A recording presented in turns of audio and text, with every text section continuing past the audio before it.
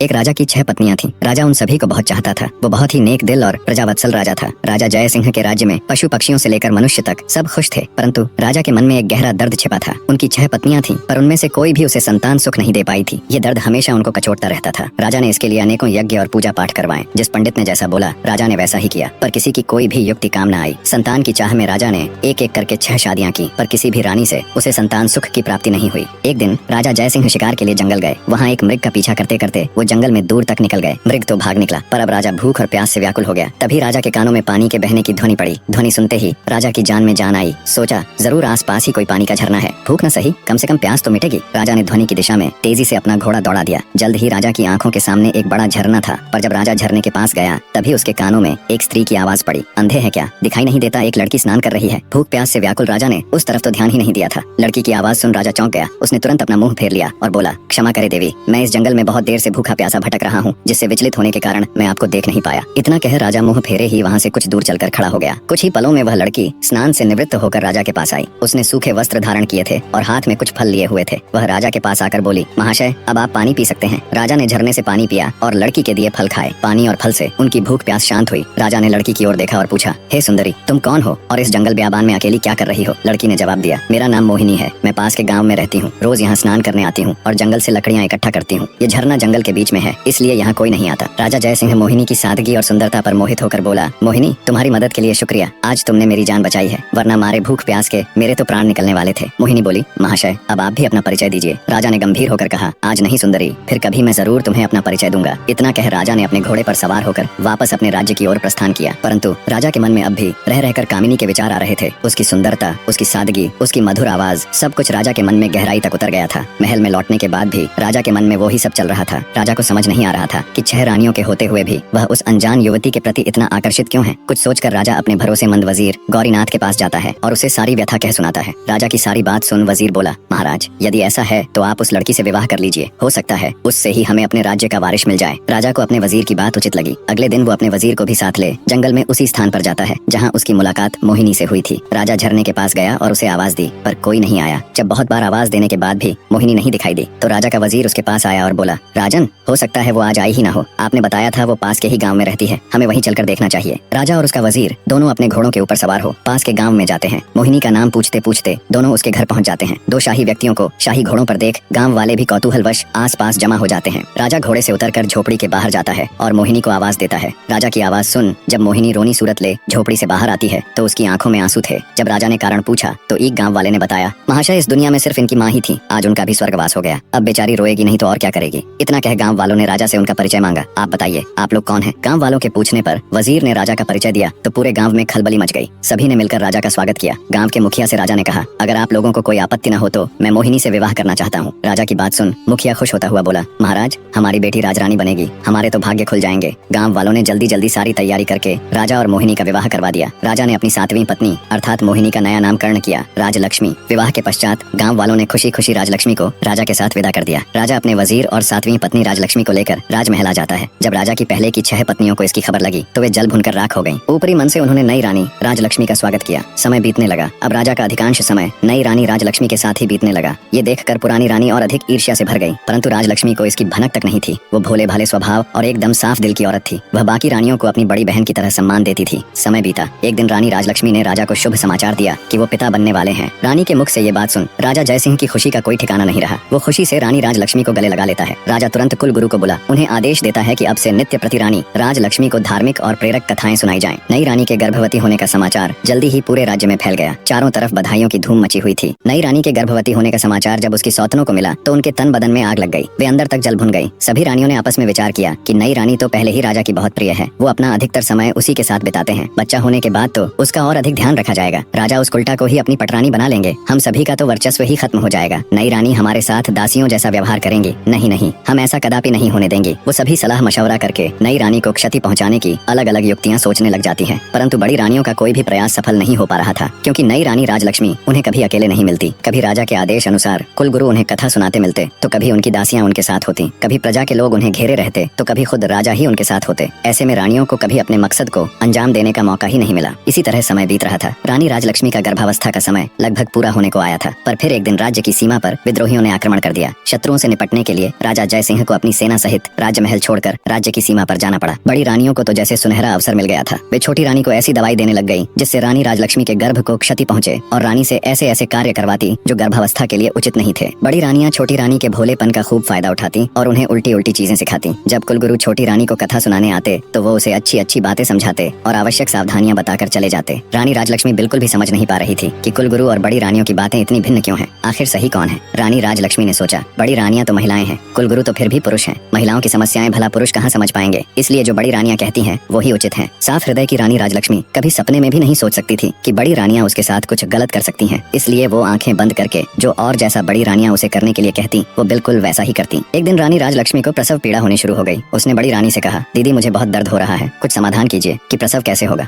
ये सुन बड़ी रानी सिर से पैर तक जलकर राख हो गई। उसने विचार किया, इसका अभी से इतना ध्यान रखा जाता है, बच्चा होने के बाद तो पता नहीं इसे और कितना आदर सम्मान मिलेगा। छोटी रानी को मदद मांगते देख उसके मन में तरह तरह के षड्यंत्र चल रहे थे। फिर कुछ सोचकर उसने छोटी रानी को दिलासा देते हुए कहा, तुम बिल्कुल भी चिंता मत करो, मैं दाई अम्मा को अभी बुलाकर लाती हूँ, तब तक सामने की दीवार को पकड़कर खड़ी हो जाओ, इससे तुम्हें आराम मिलेगा और प्रसव भी ठीक से हो जाएगा। बेचारी छोटी रानी को प्रसव के बारे में कुछ भी नहीं पता था। जैसा उसे बड़ी रानी ने बताया वो वैसे ही खड़ी हो गई।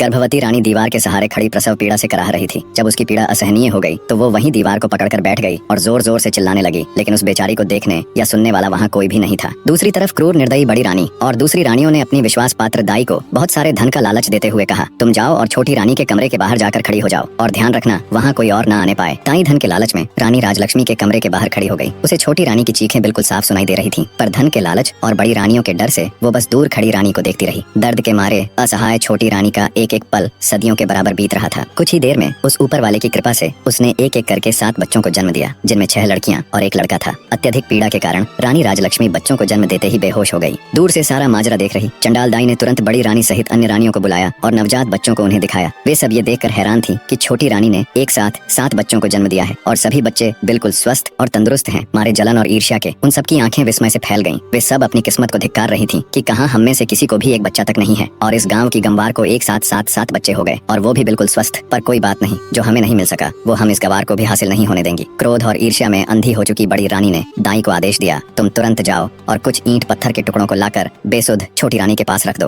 रानी का आदेश मिलते ही दाई तुरंत कुछ ईंट और पत्थर के टुकड़े ले आई और उन्हें छोटी रानी के पास रख दिया। फिर बड़ी रानी ने बेरहमी से दाई को आदेश दिया कि अब इन नवजात बच्चों को जंगल में ले जाओ और इन्हें मारकर जमीन में दफन कर देना। इसके बदले हम तुम्हें इतना धन देंगे कि तुम्हारी 7 पुश्तें बैठकर खाएंगे। धन के लालच में अंधी दुराचारी दाई खुश होते हुए उन बच्चों को लेकर वहाँ से चली गई। उसके जाने के बाद रानियों ने वहाँ से सभी निशान साफ करके ईंट पत्थरों को छोटी रानी के पास रख दिया और सभी अपने कमरे में चली गई। थोड़ी देर में दाई जंगल से लौटकर रानियों के पास आ गई। तब बड़ी रानी ने पूछा, क्या तुमने बच्चों को दफन कर दिया था? दाई के यहाँ भरने पर रानियों ने उसे खूब सारा धन देकर चलता कर दिया। जब सब कुछ बड़ी रानी की योजना अनुसार हो गया तब वो अन्य रानियों के साथ बेसुध पड़ी छोटी रानी के पास जा ठंडे पानी के छींटे मारकर उसे होश में लाती है। होश में आते ही छोटी रानी ने पूछा, मेरा बच्चा कहाँ है? मेरा बच्चा कहाँ है? मुझे क्या संतान हुई, लड़का या लड़की? पास पड़े ईंट और पत्थरों की ओर इशारा करते हुए बड़ी रानी बोली, ये देखो तुमने इन ईंट और पत्थरों को जन्म दिया है। ये सुनते ही छोटी रानी एकदम से आश्चर्य के साथ सन्न रह गई और बोली, ऐसा कैसे हो सकता है कि मैंने ईंट और पत्थरों को जन्म दिया है? नहीं, ये नहीं हो सकता। मैं ये मान ही नहीं सकती कि मुझे बच्चे की जगह ये ईंट और पत्थर हुए हैं। एक औरत के गर्भ से क्या कभी किसी पत्थर को जन्म लेते देखा है? बच्चा तो अवश्य हुआ होगा। इतना कह रानी राजलक्ष्मी रोते हुए बड़ी रानी से बोली, दीदी कह दो कि ये झूठ है, कह दो कि ये एक मजाक है, कह दो कि आप सबने मुझसे झूठ कहा है। मेरे बच्चे कहाँ हैं? मुझे अब जल्दी से उनसे मिलवा दो। अब मुझसे ये सब बर्दाश्त नहीं हो रहा। छोटी रानी की बात सुन बड़ी रानी आंखें तरेरते हुए गुस्से में बोली, क्या बक रही हो तुम? हम क्यों तुम्हारे साथ मजाक करेंगे? ये पत्थर ही है जिसे तुमने जन्म दिया है। इतना कहते हुए उन्होंने उन ईंट और पत्थरों को एक थैले में भरकर रख दिया। अब बड़ी रानियों को इंतजार था तो बस राजा के आने का। छोटी रानी बेचारी खून का घूंट पीकर रह गई। भला उस अकेली की उन 6 रानियों के आगे क्या चलनी थी। दुष्ट रानियों ने पूरे महल में ये बात फैला दी कि छोटी रानी ने बच्चों के बदले ईंट और पत्थरों को जन्म दिया है। कुछ समय बाद राजा जय सिंह भी युद्ध जीतकर अपने राज्य में पधारे, पर जब वो अपने राज्य में लौटे तो प्रजा को देख हैरान थे। जिस प्रजा को उनके युद्ध जीत कर आने पर खुशियां मनानी चाहिए थी, नाचना गाना चाहिए था, उन सब के मुंह लटके हुए थे।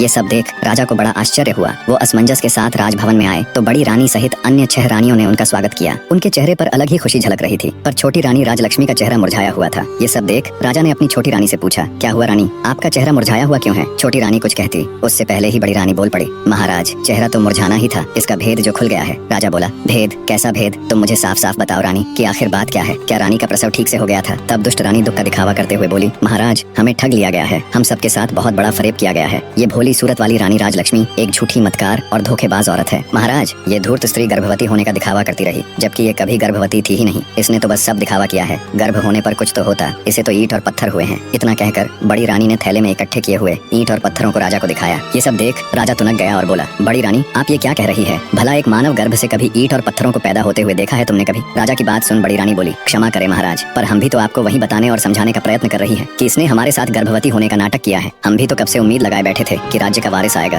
हमें भी कोई माँ कहने वाला आएगा। हमारे भी कान तरस गए थे महाराज माँ शब्द सुनने को, पर इस दुष्ट औरत ने हम सबके साथ छल किया है। ये सब सुनने के बाद राजा को भी बड़ी रानी की बातों का विश्वास होने लगा। उसे भी लगने लगा कि छोटी रानी ने सबके साथ धोखा किया है। राजा छोटी रानी राजलक्ष्मी से कहता है, तुमने ये सब क्यों किया रानी? तुम्हारी हिम्मत कैसे हुई हमें छलने की? मैं तो जैसे तैसे विधि का विधान मानकर जी रहा था कि शायद हमारे भाग्य में संतान सुख है ही नहीं, पर तुमने तो हमें हमारे जीवन की सबसे बड़ी आशा दिखाकर उस पर पानी फेर दिया। गुस्से से भरा राजा लगातार अपनी छोटी पत्नी को सुनाए जा रहा था, मैंने तो तुम्हारा मासूम सा चेहरा देखकर तुमसे शादी की थी। मुझे क्या पता था तुम हमारे साथ इतना बड़ा विश्वासघात करोगे। आज से तुम इस महल में एक रानी नहीं बल्कि नौकरानी बनकर रहोगे। अब चली जाओ मेरी नजरों के सामने से, नहीं तो पता नहीं मैं गुस्से में क्या कर बैठूंगा। बेचारी छोटी रानी अत्यंत दुखी हृदय से चुपचाप कमरे से बाहर चली जाती है। इस घटना के बाद राजमहल में छोटी रानी का जीना दुस्सवार हो गया। बड़ी रानियां उसके साथ बहुत बुरा व्यवहार करती, नौकरानियों से भी ज्यादा उससे काम लिया जाता। छोटी रानी बेचारी जैसे तैसे अपने दिन काट रही थी। उसके पास कोई ऐसा प्रमाण भी नहीं था जिससे वो साबित कर सके कि वो सच में गर्भवती थी। अत्यंत दुखों से घिरी बेचारी छोटी रानी रात में घंटों अकेली बैठकर रोती रहती और सोचती, हे भगवान, ये मेरे साथ क्या हो गया? मुझसे ऐसा क्या पाप हो गया जिसकी मुझे इतनी बड़ी सजा मिल रही है? छोटी रानी को ये सोच सोच कर आश्चर्य होता कि मेरे नन्हे नवजात बच्चों के साथ पता नहीं क्या हुआ होगा, कहाँ और किस अवस्था में होंगे वो, पता नहीं जिंदा भी है या फिर काल का ग्रास बन गए। कई बार वो सोचती कि क्यों न सब कुछ छोड़ छाड़ कर वापस अपने गांव में चली जाऊं और अपनी पहले वाली जिंदगी जीऊं, पर फिर उसे गांव वालों का ख्याल आ जाता कि कैसे उन सब ने उसे कितने अरमानों से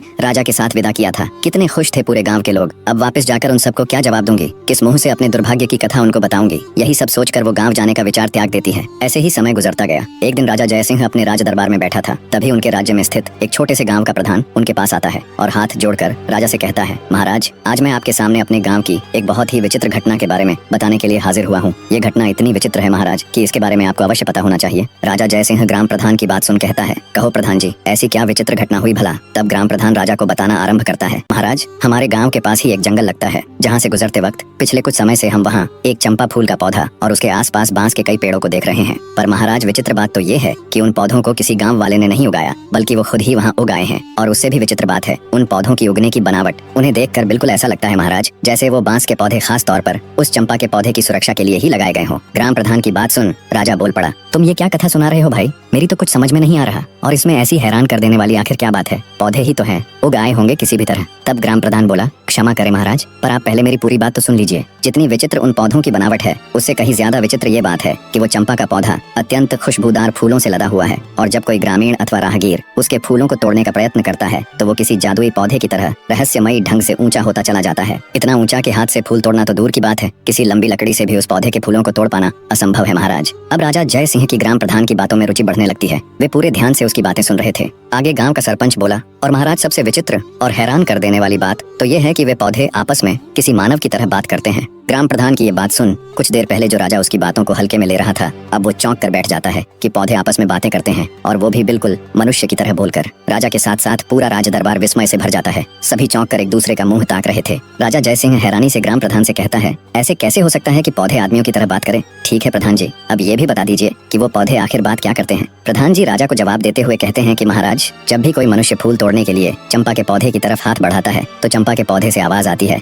कि बांस भैया, गांव के ग्रामीण फूल तोड़ने के लिए आए हैं, इनको फूल दूं या लगूं आकाश। इसके बाद उन बांस के पौधों से आवाज आती है, नहीं बहना, लगो आकाश। और उसके आगे का तो मैंने आपको बताया ही है महाराज कि चंपा की डालियां इतनी ऊंची होती चली जाती हैं कि उनसे फूल तोड़ना असंभव है, परंतु सुबह जमीन में अपने आप अत्यंत सुगंधित फूल बिखरे हुए मिलते हैं। पर आज तक कोई भी व्यक्ति उन फूलों को अपने हाथों से नहीं तोड़ पाया है। गाँव के सरपंच की बात सुन राजा जय सिंह सोच में पड़ जाता है। फिर कुछ देर विचार कर वो अपने भरोसेमंद वजीर गौरीनाथ को बुलाकर उसे निर्देश देते हुए कहता है, मंत्री जी, आप फौरन वहाँ जाओ और सच का पता लगाओ। वजीर गौरीनाथ जी महाराज कह तुरंत ग्राम प्रधान को साथ ले गांव के लिए चल पड़ता है। कुछ ही देर में मंत्री और ग्राम प्रधान उन बोलने वाले रहस्यमयी चंपा और बांस के पेड़ों के पास पहुंच जाते हैं। सरपंच के साथ राजा के खास मंत्री को देख गांव वाले भी उत्सुकतावश आसपास इकट्ठे हो जाते हैं। मंत्री जब घोड़े से उतरकर उस चंपा के पौधे के पास जाकर देखता है तो उसे बिल्कुल उसी अवस्था में पाता है जिस प्रकार गाँव प्रधान जी ने दरबार में राजा को बताया था। बांस के पेड़ों के बिल्कुल बीच में खड़ा चंपा का पौधा अपनी अलग ही छठा बिखेर रहा था। उसके फूलों से उठती भीनी भीनी खुशबू से कुछ देर के लिए तो मंत्री जी भी मदमस्त हो जाते हैं। तंद्रा टूटते ही उन्हें राजा का आदेश याद आता है तो वे उस चंपा के पौधे के के पास जाकर जैसे ही उसके फूल को तोड़ने के लिए अपना हाथ आगे बढ़ाते हैं, तभी चंपा के पौधे से मानव आवाज आती है, जिसे सुनकर मंत्री ठिठक कर रुक जाता है। चंपा का पौधा बोला, हे बांस भैया, हमारे मंत्री जी मेरे फूल तोड़ने आए हैं, इनको फूल दूं या लगूं आकाश? तभी बांस के पौधों में से एक साथ आवाज आई, ना बहन चंपा,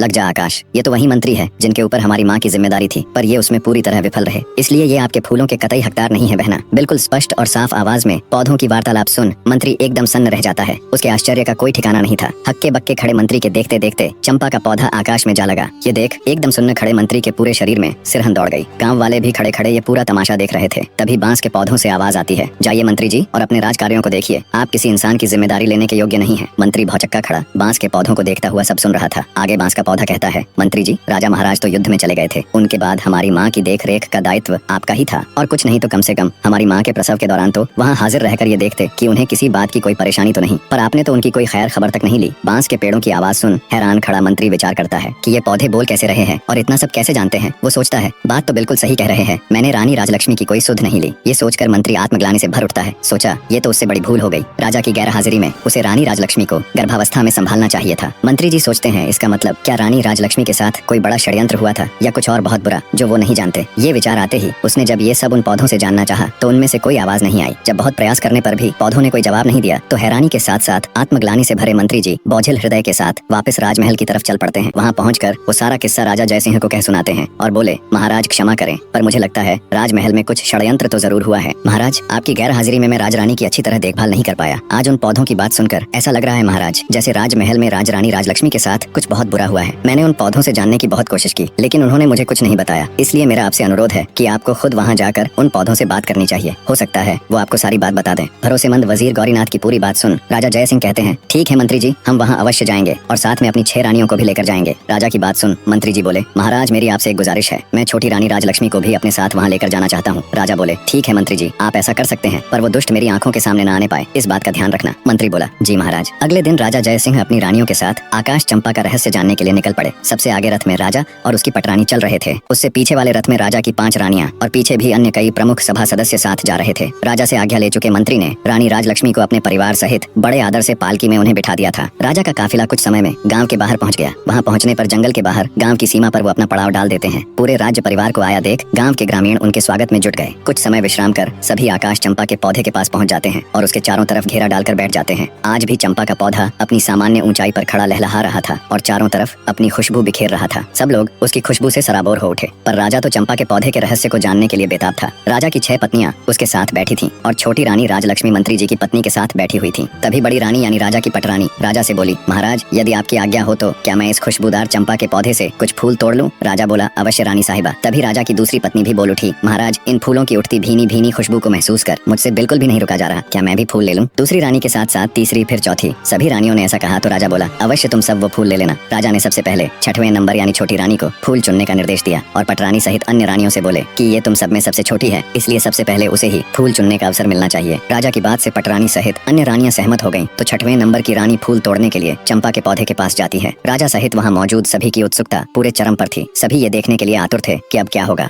रानी ने पेड़ के पास जाकर जैसे ही फूल तोड़ने के लिए अपना हाथ आगे बढ़ाया, तभी चंपा के पौधे से आवाज आई, रुकिए रानी जी, आप मेरी आज्ञा के बिना मेरे फूल नहीं तोड़ सकती। पौधे की आवाज सुन रानी ठिठक कर वहीं रुक जाती है। चंपा के पौधे से आई आवाज इतनी स्पष्ट और तेज थी कि राजा सहित वहाँ मौजूद सभी लोगों ने उसे सुना। अब तक तो राजा ने सिर्फ अन्य लोगों के मुख से ही बोलने वाले चंपा के पौधे के बारे में सुना था, पर अब जब उसने अपने कानों से सुना तो वो भी हैरान रह गया। उसके आश्चर्य की कोई सीमा नहीं थी। तभी चंपा के पौधे से आवाज आई, बांस भैया, हमारी सौतेली छोटी माँ हमारे फूल तोड़ने आई है, मैं टूटू या लगूं आकाश? बांस के पौधे में से आवाज आई, बहन चंपा लग जा आकाश, यह तो तुम्हें छूने योग्य भी नहीं है। क्या तुम्हें याद नहीं कि इन्होंने हमारी माँ के साथ कैसा अत्याचार किया है? इसलिए बहन इनके बारे में मत सोच और लग जा आकाश। बांस के इतना कहते ही चंपा की डालियां फिर से ऊपर उठी और आकाश को छूने लगी। रानी पौधे की बात सुन हैरान थी कि ये पौधा क्या बोल रहा है, कहीं हमारी पोल न खुल जाए। उसकी सिट्टी पिट्टी गुम हो गई। रानी ने सोचा, कहाँ तो फूल तोड़ने आई थी, फूल मिलना तो भाड़ में गया, यहाँ तो हमारा ही किया कराया उजागर हो रहा है। निराश हो चुपचाप वो एक चोर की तरह वापस आकर अपने स्थान पर बैठ गई, दुखी हृदय के साथ खुद में ही खोई। रानी राजलक्ष्मी के कानों में जब सौतेली माँ नामक शब्द पड़े तो उसके भी कान खड़े हो गए। चंपा और बांस की सारी बातें बातें सुन उनका हृदय विचलित होने लगा। राजा सहित अन्य लोग भी सारी वार्तालाप सुन हैरान थे, पर किसी की समझ में अब तक कुछ नहीं आ रहा था। 6वें नंबर की रानी के आने के बाद 5वीं, चौथी, तीसरी और फिर दूसरी रानी भी हार मानकर अपने स्थान पर बैठ गई। जब किसी को चंपा का फूल नहीं मिला तो राजा की पटरानी अथवा बड़ी रानी चंपा के पौधे के पास गई। चंपा का पौधा अब भी आकाश में लगा हुआ था। पटरानी बोली, सुनो चंपा के पौधे, मैं इस राज्य की महारानी और महाराजा की पटरानी हूँ। इस राज्य में जो कुछ भी है उसके ऊपर हमारा अधिकार है, इसीलिए चंपा अपनी डाली को नीचे झुका और मुझे फूल तोड़ लेने दे। इस बार चंपा की डालियों से आवाज आई, भैया बांस, हमारी सौतेली माँ हमें फूल देने के लिए चेतावनी के साथ धमका रही है और हमें अपना आदेश मानने के लिए कह रही है। तुम क्या कहते हो, हमें इनका आदेश मानना चाहिए या नहीं? बांस बोला, ना बहना, तुम्हें आदेश देने का इनके पास कोई अधिकार नहीं है। ये पटरानी होंगी राजा की और अपने राज्य की। हम इनके राज्य की प्रजा नहीं है और न ही हम कोई वस्तु है जो इनके उपयोग में आना आवश्यक हो। क्या तुम्हें याद नहीं है बहना, इन्हीं के आदेश से तो सारा काम हुआ है। इन्होंने ही तो हमारी माँ को सबसे ज्यादा दुख दिया है और इन्होंने ही हमें वन में भेजकर हमारी मृत्यु का रास्ता तैयार किया था। यह तो महारानी बनने के लायक भी नहीं है, इसलिए बहना तुम्हें इनके पापी हाथों का स्पर्श भी नहीं होने देना चाहिए। सभी के सामने ये बातें सुनकर बड़ी रानी का सर लज्जा से झुक गया। शर्म और अपने कुकर्म का भेद खुल जाने के डर से बड़ी रानी भी ठगी सी चुपचाप अपनी जगह आकर बैठ गई। सारा माजरा देख राजा जयसिंह अब की बार खुद जाने के लिए खड़े होते हैं।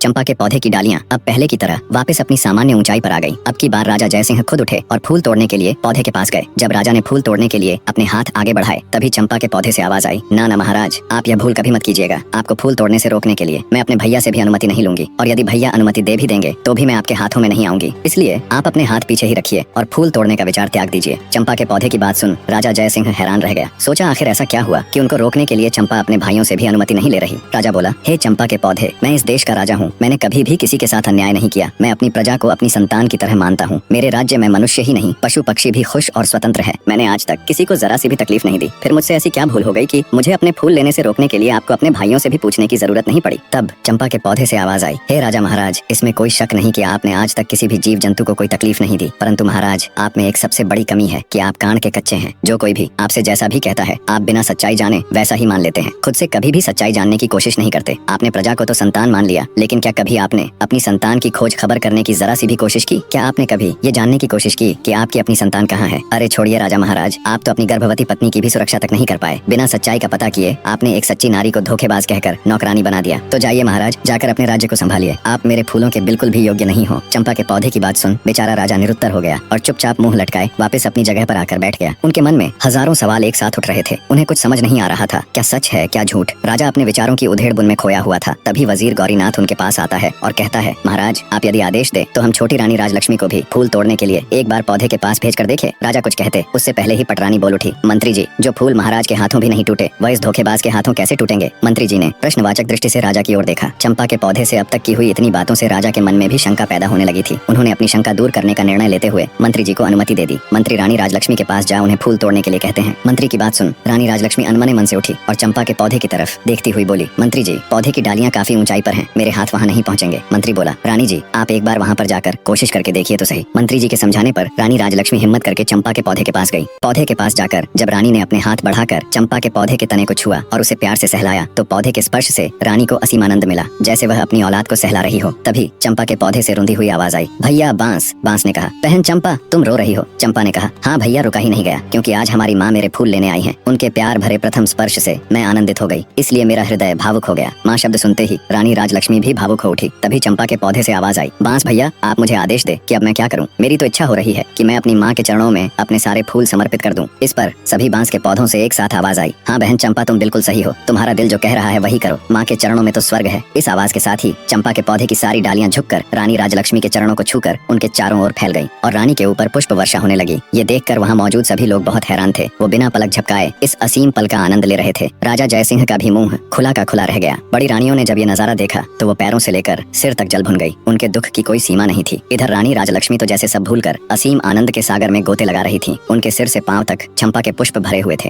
रानी राजलक्ष्मी एक सांस आंसू बहाते हुए चंपा की डालियों को अपने हाथों से पकड़े सहलाए जा रही थी। ये नजारा देख गांव के सभी लोग हैरान थे। राजा जयसिंह से जब ये सब देखकर रुका नहीं गया तो वे चंपा के पौधे के नजदीक आए और बोले, हे जादुई पौधे, तुम यह बताओ कि तुम कौन हो? तुम देव हो, किन्नर हो या किसी अन्य लोक के प्राणी हो? तुमने किसी को भी अपने फूलों को छूने भी नहीं दिया, परंतु अब छोटी रानी की बाहों में बंद कर उनके ऊपर पुष्प वर्षा कर रही हो। इसके पीछे क्या कारण है? हे पौधों, अब ये राज मेरी बर्दाश्त के बाहर हो रहा। मैं हाथ जोड़कर विनती करता हूँ कि अब और न तड़पाओ और इसका भेद खोलो। तब चंपा के पौधे से आवाज आई, हे राजन, मैं और यह 6 बांस के पेड़ आपकी और छोटी रानी राजलक्ष्मी की ही संतान है। हम 7 भाई बहनों का जन्म एक साथ ही हुआ था। हमारे जन्म के समय हमारी माँ बहुत अधिक पीड़ा में थी। तब हमारी माँ ने आपकी पटरानी और इस राज्य की महारानी से अपनी सहायता करने के लिए निवेदन किया। तब पटरानी ने साजिश करते करते हुए हमारी माँ को दीवार के सहारे खड़ी हो जाने के लिए कहा, ताकि जब हमारा जन्म हो तब हम ऊंचाई से गिरकर मृत्यु को प्राप्त हो जाए। पर महाराज, ईश्वर की कृपा से हम सातों का जन्म उसी अवस्था में बिल्कुल ठीक ठाक हो गया। पर हमारी माँ दर्द के कारण हमें जन्म देते ही बेहोश हो गई। उनकी बेहोशी का फायदा उठाते हुए बड़ी रानी ने एक दाई को बुलाया और उसे पैसों का लालच देकर हमें मारकर जंगल में जमीन में दबाने के लिए कहा। मात्र कुछ सेकंड्स के नवजात बच्चों को दफन करने के लिए बेरहम दाई जंगल की ओर चल पड़ी। दाई को जंगल भेजने के बाद बड़ी रानी सहित अन्य रानियों ने अपने घिनौने षड्यंत्र के तहत कुछ ईंट और पत्थर के टुकड़ों को हमारी माँ के पास रख दिया। दूसरी तरफ जब दाई हमें जंगल में लेकर आई और दफन करने के लिए जमीन खोदने लगी, तभी आकाश मार्ग से महाराज इंद्रदेव की कुछ अप्सराएं वन भ्रमण के लिए आ रही थीं। जब उनकी दृष्टि हम पर पड़ी तो उन्हें हम पर दया आ गई। उन्होंने हमें उठा लिया और अपनी शक्तियों से बहुत जोर की आंधी चला दी। धूल मिट्टी उड़ने के कारण दाई हमें खोजती रह गई। हमारे नहीं मिलने पर महल में जाकर उसने महारानी के डर से झूठ बोल दिया कि उसने हमें मारकर जमीन के अंदर दबा दिया है। दाई के वहाँ से जाने के बाद अप्सराओं ने मेरे 6 भाइयों को बांस में बदल दिया और मुझे चंपा के फूल का पौधा बना दिया। बस उन्हीं की कृपा से हमें सभी बातें याद हैं और हम सभी को पहचान कर उनके अनुसार अपना व्यवहार कर पा रहे हैं और मानव की आवाज में बोल पा रहे हैं। सारी बातें जान राजा सहित वहाँ मौजूद सभी लोग हैरान थे। रानी राजलक्ष्मी की आंखों से तो अश्रु रुकने का नाम ही नहीं ले रहे थे।